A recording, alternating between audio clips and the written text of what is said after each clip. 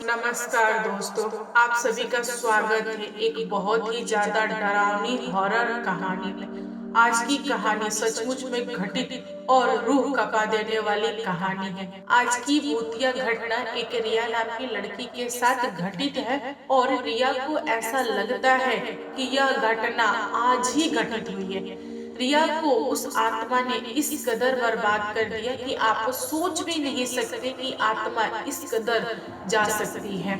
तो चलिए बिना समय गवाए इस कहानी को स्टार्ट करते हैं। कहानी सुनाने से पहले मैं आप लोगों से एक छोटा सा रिक्वेस्ट कर रही हूँ। गाइस प्लीज मुझे सब्सक्राइब कीजिए। बहुत सारे लोग क्या करते हैं कि पूरा का पूरा वीडियो देख लेते हैं बट मुझे सब्सक्राइब नहीं करते हैं। सब्सक्राइब कीजिएगा तो इसी टाइप के बहुत सारे हॉरर डरावनी कहानी मैं आपके साथ शेयर करूंगी। यूपी के एक छोटे से गांव में रिया नाम की लड़की रहती थी अपने फैमिली के साथ। रिया की जो फैमिली थी बहुत ही ज्यादा गरीब थी और रिया के पापा किसानी करते थे। रिया सरकारी स्कूल में पढ़ती थी।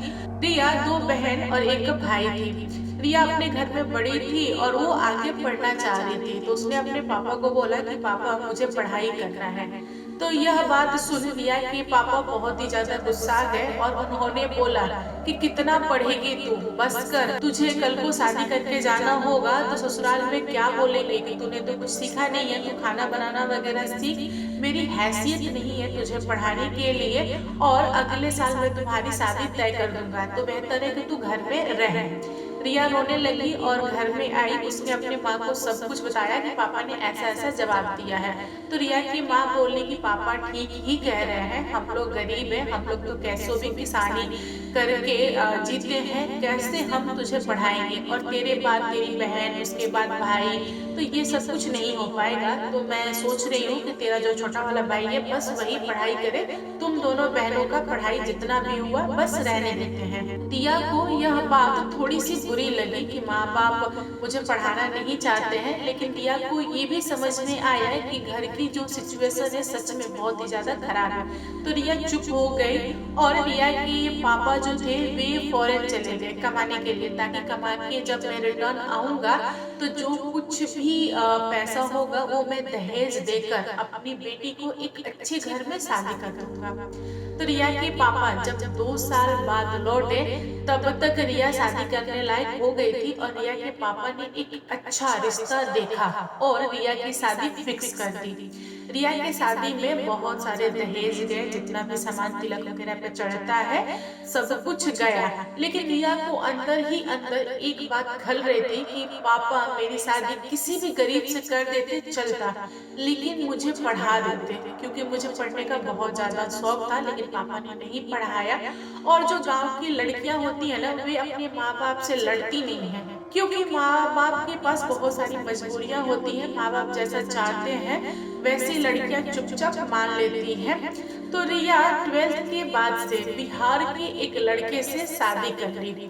शादी करके रिया जैसे ही ससुराल आई तो ससुराल आने के बाद से ससुराल वाले बिल्कुल भी रिया को पसंद नहीं करते थे। जो ससुराल वाले थे वे सिर्फ दहेज के लालच में रिया को अपने घर की बहू बना ली है। यहाँ पर रिया का जो पति था वो रिया को इसलिए पसंद नहीं करता था क्योंकि रिया इंग्लिश नहीं बोल पाती थी, उसके समाज में उठने बैठने लायक रिया नहीं थी।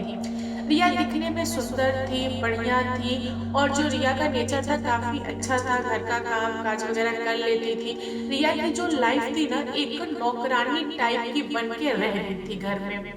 रिया बहुत कुछ चाहती थी अपने पति से, अपने सास ससुर से, लेकिन रिया को कोई भी भाव नहीं देता था। जिस लड़की का पति उसे प्यार नहीं करता, उसकी इज्जत नहीं करता, उसकी इज्जत उसके ससुराल में कोई नहीं करता, ये फैक्ट है। रिया चुपचाप इन सारी चीजों को बर्दाश्त कर रही थी और घर में पड़ी रहती थी। रिया के पास कोई ऑप्शन नहीं था। रिया हमेशा बस एक ही बात सोचती थी कि काश मेरे माँ बाप आज मुझे पढ़ाए होते, लिखाए होते, मैं उस लायक होती कि मैं खुद को पाल सकती थी, साथ में अपने माँ बाप को भी पाल सकती थी।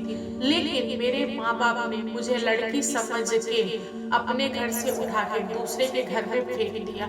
रिया अपनी किस्मत में बहुत ज्यादा रो रही थी, लेकिन रिया के पास तो कुछ था नहीं, रिया क्या करे। ऐसे ही 2-3 साल बीत गए और इन 2-3 सालों में रिया ने अपने सास ससुर, पति, देवर, ननद सबकी इतनी ज्यादा सेवा की कि सारे लोगों का दिल रिया के प्रति पिघल गया। जो पति था वह सोचने पे मजबूर हो गया कि आखिर इतनी प्यारी लड़की है, इतनी अच्छी लड़की है जो मेरे घर परिवार की इज्जत करती है, इसके साथ हम लोगों ने इतना बुरा व्यवहार किया, इसके बावजूद भी यह लड़की हमारे घर परिवार को संभाल रही है। सच में लड़की अद्भुत है।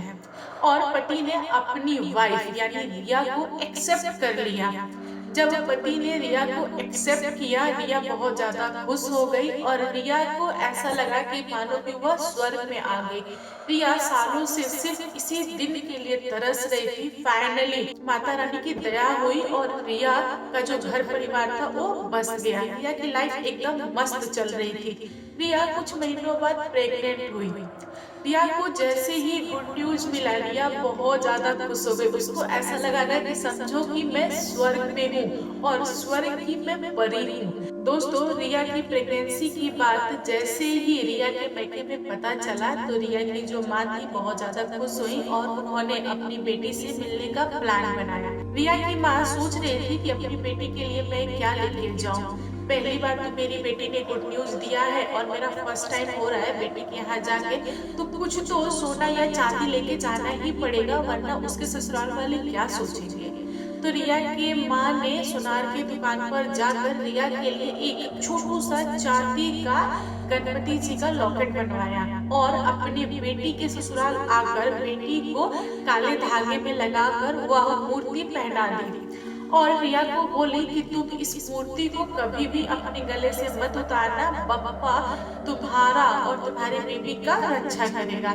तो रिया ने माँ के तोहफे को अपने सीने से लगा लिया और वो हमेशा गले में पहन के रहती थी। दोस्तों, रिया का छठा प्रेगनेंसी चल रहा था और रिया ने जो लॉकेट गले में पहन रखा था वह लॉकेट एक दिन रिया के गले से गिर गया और टूट गया। रिया ने जब देखा कि मूर्ति टूट गई, छोटी सी तो थी ही, फिर रिया बहुत ही ज्यादा टेंशन में आ गई। उसने सोचा कि मेरी माँ ने बोला है इसको पहन के रखने के लिए, लेकिन अभी मैं क्या करूँ, ये तो टूट गया। एक काम करती हूँ, इसको मैं अलमीरा में रख देती हूँ, जब पति आएंगे ऑफिस से तो मैं उनको दे दूंगी और वे इस मूर्ति को बनवा लाएंगे, देन मैं फिर से पहन लूंगी। तो रिया ने मूर्ति रख दिया और मूर्ति रखने के बाद से वह भूल गई, वह मूर्ति को बनवाने के लिए नहीं दी। रिया जैसे ही रात में सोई उसको बहुत ही बुरा सपना आया, जैसे कि कोई आकर उससे उसका बच्चा मांग रहा है और बोल रहा है कि बच्चा दे दो। रिया समझ नहीं पाई कि मांगने वाला कौन है, क्योंकि परछाई दिख रहा था। परछाई से यह क्लियर नहीं हो रहा था कि वो लड़का है या लड़की है। रिया ने पूछा कि तुम कौन हो, क्यों मांग रहे हो मेरे बच्चे को, मैं क्यों दूं अपना बच्चा, ये तो मेरा बच्चा है ना, मैं नहीं दूंगी। जो परछाई थी वो रिया के पास आई तो रिया को ऐसा महसूस हुआ कि कोई औरत है जो उसके बेबी को जबरन उससे छीनने की कोशिश कर रही है। रिया बोली कि नहीं, मैं अपने बच्चे को नहीं दूंगी, तुम कौन हो, तुम बताओ मुझे, तुम यहाँ से चले जाओ वरना अच्छा नहीं होगा, मैं तुम्हारे साथ अच्छा नहीं करूंगी। रिया में और उस परछाई में बहुत ज्यादा लड़ाई स्टार्ट हो गई। रिया ने भी उस परछाई को मारने की कोशिश की, लेकिन जो परछाई थी वो हंसने लगी। जब रिया परछाई के पास जाती थी तो जो परछाई थी बहुत दूर हो जाती थी। रिया एकदम पसीने पसीने और रिया की आंख खुली, वह बहुत ही ज्यादा डर गई थी, घबरा गई थी और रिया के पति बगल में ही सोए थे। रिया ने जब अपने पति को देखा तब अपने पति के गले लग के सो गई। रिया का जो पति था उसको भी लगा कि रिया ने बहुत ही बुरा सपना देखा है, इसलिए घबराई हुई है, पूरे पसीने पसीने में है, तो वह रिया को ऐसे सहलाते हुए ठोकते हुए और सुला दिया। रिया ने रात में इतने बुरे सपने देखे थे कि सुबह उसको बस यही दिल दिमाग में चल रहा था कि ये क्या हो रहा था मेरे साथ, आखिर वो कौन था, क्यों कर रहा था ऐसा। रिया को भी लगा कि यह बुरा सपना है, वह बुरा सपना समझ के भूलने की कोशिश कर रही थी। अगली रात वो औरत दोबारा आई और रिया के छाती पर बैठ गई और बोली कि आज मैं तुमको नहीं छोड़ूंगी, ये बच्चा मैं लेके जाऊंगी, मतलब लेके जाऊंगी। रिया ने फिर सवाल किया कि आखिर तुम क्यों मेरा पीछा कर रही हो, तुम कौन हो, क्यों चाहिए तुमको बच्चा। तो उस औरत ने बोला कि ये तो मैं नहीं बताऊंगी, मुझे बस आदेश दिया गया है कि इस बच्चे को लेके जाने का, तो मैं इस बच्चे को लेके जाऊंगी। रिया ने बहुत तेज उस औरत को झटकार दिया। जो औरत थी थोड़े दूरी पे जाके गिरी और औरत में और रिया में फिर से लड़ाई स्टार्ट हो गई। जो रिया थी वो औरत को मारने की कोशिश कर रही थी, लेकिन जो औरत थी ना वो बहुत ही दूर दूर हो जा रही थी। रिया ने बहुत ही ज्यादा गंदी गंदी गालियां देना स्टार्ट कर दिया और अपना पेट ऐसे पकड़ लिया, दबा के पकड़ लिया ताकि वो औरत इस बच्चे को पकड़ ना पाए। उस रात भी रिया डर के उठी और अपने पति को उठाई और बोली कि देखिए मुझे बहुत ज्यादा डर लग रहा है और मुझे टॉयलेट लगी है, मैं जा नहीं पा रही हूँ अकेले, क्या आप मेरे साथ वॉशरूम चलेंगे। तो पति बोला कि तुम भी गजब हो यार, इतना दिन तो तुम अकेले जाती थी, आज रात में तुमको मेरे साथ क्यों जाना है, चली जाओ ना प्लीज। रिया लगी रोने, बोली कि नहीं मैं अकेले नहीं जा पाऊंगी और मुझे बहुत तेज का प्रेशर आया है, एक काम कीजिए ना, आप मेरे साथ चलिए। तो रिया का पति उसको वॉशरूम लेके गया, बोला कि ठीक है, और उधर से वॉशरूम से ला के रिया को सुला दिया। रिया को नींद नहीं आ रही थी, वो बार बार गेट की तरफ देख रही थी। उसको ऐसा लग रहा था कि वो औरत गेट के पास खड़ी होकर झांक रही है और मुस्कुरा रही है और बोलना चाह रही है कि बेटा तुम कब तक बचोगे, तुम्हारा बच्चा आज नहीं तो कल मैं लेके जाऊंगी, मतलब लेके जाऊंगी। तो रिया रात भर जगी रही, वो डर के मारे सोई नहीं। उसको लगा कि मैं सोऊंगी तो आके मेरा बच्चा लेके जाएंगे, जबकि बच्चा 6 महीने का था और वो भी पेट में था। दोस्तों रिया इतनी ज्यादा डरपोक थी कि वह अपने सास ससुर, अपने पति, किसी को भी यह घटना नहीं बता रही थी। वो एकदम से शांत थी। फिर अगले रात रिया को नींद नहीं आ रही थी, उसको बहुत बेचैनी थी। उसको ऐसा लग रहा था कि आज मैं सोऊंगी तो जरूर कोई ना कोई आएगा और मेरे बच्चे को मांगेगा।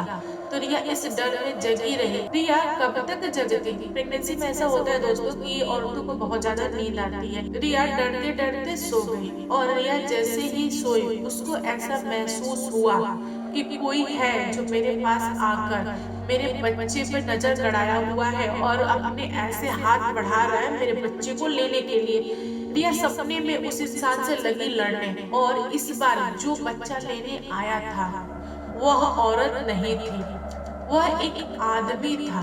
पहले तो धुआं के रूप में दिखा, फिर बाद में जैसे जैसे एकदम पास आया रिया का, उसका चेहरा रिया को दिखने लगा। एक लंबा सा चौड़ा सा बहुत ही सुंदर आदमी था और वो रिया के पास आके बोला कि एक काम करो, तुम इस बच्चे को दे दो, इसको मैं लेके जाना चाहता हूँ। रिया लगी रोने और उसको ऐसे हाथ जोड़ के बोली कि प्लीज मत ले जाइए, ये मेरा बच्चा है, क्यों आप ऐसा कर रहे हैं, मैं इसको नहीं जाने दूंगी, आपको कुछ और चाहिए कुछ और ले लीजिए, लेकिन मेरे बच्चे को मत लीजिए मुझसे। जो सपने में आया था वह बोला कि नहीं, मुझे सिर्फ और सिर्फ तुम्हारा बच्चा चाहिए, तुम बच्चे को दे दो, मैं तुम्हारे साथ कुछ भी नहीं करूंगा, तुम्हारे घर परिवार के साथ भी कुछ भी नहीं करूंगा, मुझे तो सिर्फ बच्चा चाहिए और मैं इसको लेके जाऊंगा। रिया उस इंसान से बहुत ज्यादा लड़ने की कोशिश कर रही थी, फिर भी रिया की हार हुई। जो इंसान रिया के सपने में आया था उसने रिया के पेट में ऐसे चींटी काट लिया। चींटी काटने के बाद से रिया को दर्द स्टार्ट हो गया। रिया लगी छटपटाने, और रिया जो छटपटा रही थी ना वो सचमुच में छटपटा रही थी। उसका पति उठा और बोला रिया को कि क्या हुआ है, तुम ऐसा क्यों व्यवहार कर रही हो। रिया ने जब आंख खुली ना तो उसने देखा कि पूरा जो बेड था ना ब्लड ब्लड ब्लड हो गया था। फिर रिया को समझ में आ गया कि जो मेरा बच्चा था वो अब नहीं रहा, उसको वो इंसान लेके चला गया। रिया सर पीट पीट के रोने लगी। इतना सब कुछ हो जाने के बाद से भी रिया ने अपने पति को कुछ भी नहीं बोला। रिया के पति को लगा कि कोई प्रॉब्लम हो गया है तभी तो इतना ज्यादा ब्लीडिंग हुआ है। उसने क्या किया कि डॉक्टर के पास रिया को लेके गया, तो डॉक्टर ने बताया कि अब आपका बच्चा इस दुनिया में नहीं रहा। डॉक्टर ने रिया के पति को बोला कि रिया को आप हॉस्पिटल में छोड़ दीजिए, 2-4 दिनों के बाद रिया जब सही हो जाएगी फिर हम लोग डिस्चार्ज कर देंगे, फिर आप लेके जाइएगा अपनी वाइफ को। तो पति ने बोला कि ठीक है। रिया 4-5 दिनों बाद जब घर पे आई तो उसको बहुत ज्यादा पछतावा हो रहा था कि ये गलती मुझसे हो गई, मुझे नहीं करना चाहिए। तभी अचानक से रिया को याद आया कि अरे माँ का जो लॉकेट था जो मुझसे टूट गया था उसको तो मैंने अलमीरा में रख दिया था। जब तक लॉकेट मेरे गले में था तब तक मुझे कुछ नहीं हुआ, जब लॉकेट टूट गया उसके बाद ही क्यों हुआ। रिया को ना ये बात बहुत ज्यादा खलने लगी। उसने खुद को दोष देना स्टार्ट कर दिया कि मेरी बेवकूफी, मेरी गलती, तभी जाकर ये चीज हुआ है। दोस्तों ऐसे ही कुछ महीने बीत गए और रिया दोबारा प्रेग्नेंट हुई।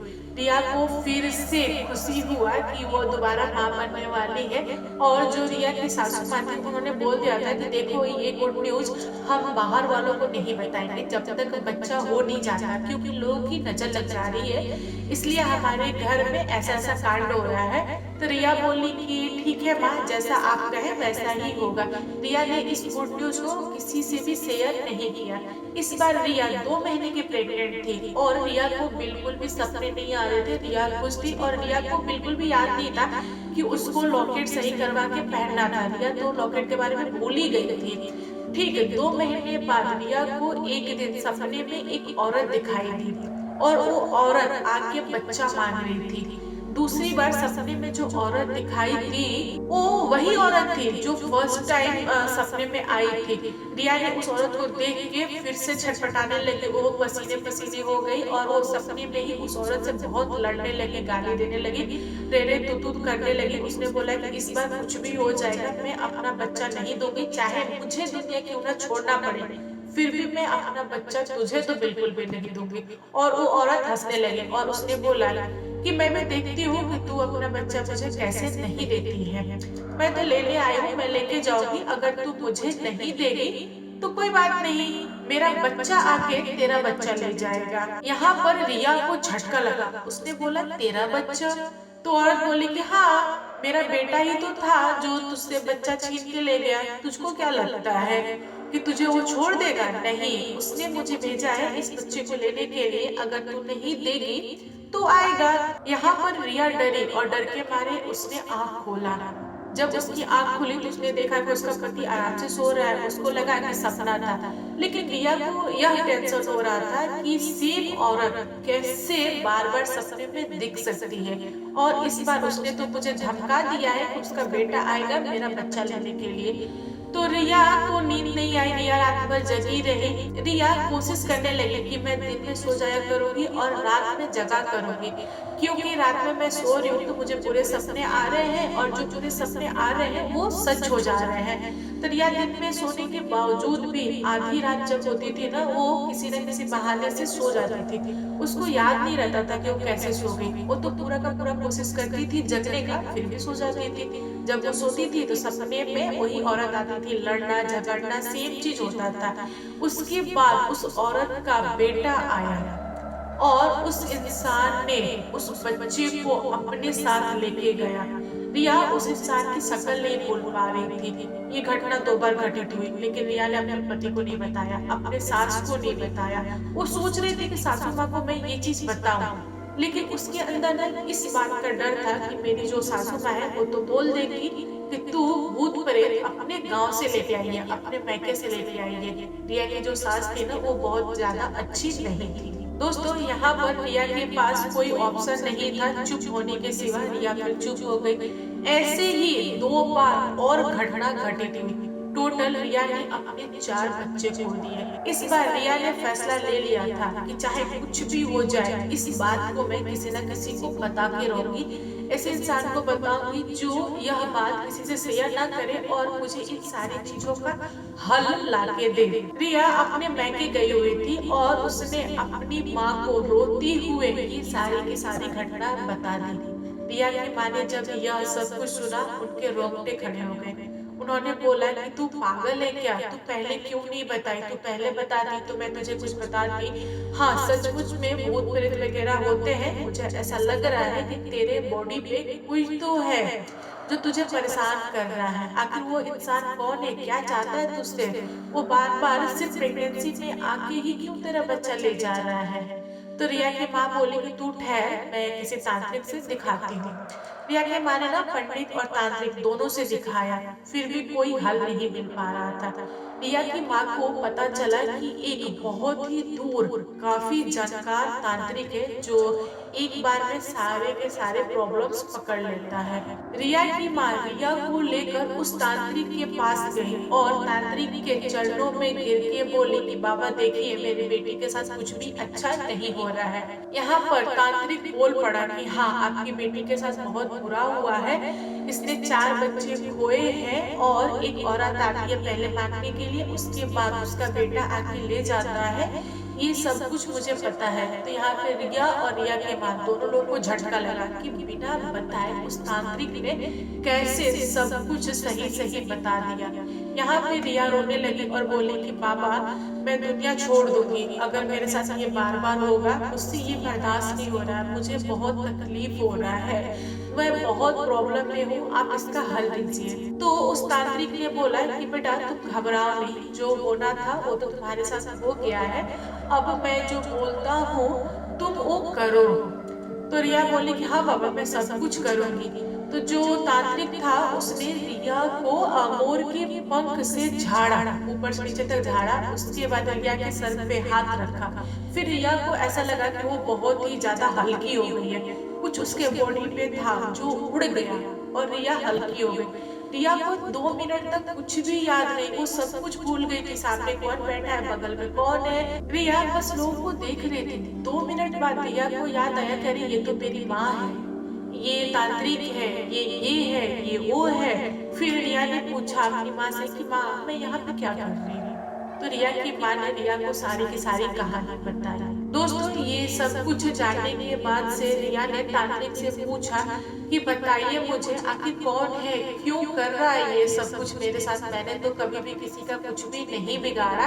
तब तांत्रिक ने बताया कि देखो बेटा, टाइम रहते हुए तुम मेरे पास आ गई तो तुम बच गई। तुम्हारा जो पीछा कर रहा था वो कोई नॉर्मल आत्मा नहीं, वह एक प्रेत था। जो प्रेत होते हैं बहुत ही ज्यादा जिद्दर और ताकतवर होते हैं। प्रेत से बच पाना बहुत ही मुश्किल होता है। फिर रिया ने पूछा कि आखिर मेरे साथ ही क्यों, क्या चाहता था वो प्रेत आत्मा मुझसे? तब तांत्रिक ने जवाब दिया कि जिस प्रेत को मैंने अपने कैद में लिया हुआ है वह बहुत ही विशाल, बहुत पुराना प्रेत आत्मा है और वह बोल रहा है कि तुम्हारी शरीर की खुशबू उसको पसंद आ गई, तुम्हारा ताजा ताजा खून उसको पसंद आ गया।